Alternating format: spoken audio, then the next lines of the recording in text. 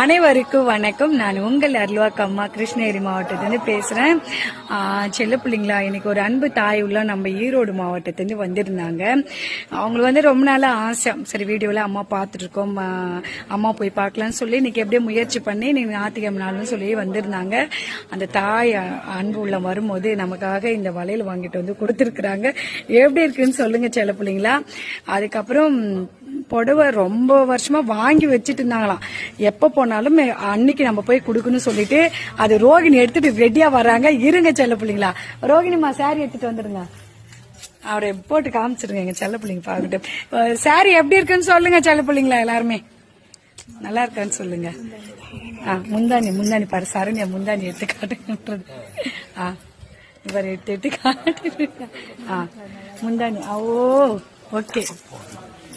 எப்படி இருக்கு சொல்லுங்க செல்ல பிள்ளைங்களா புடவை.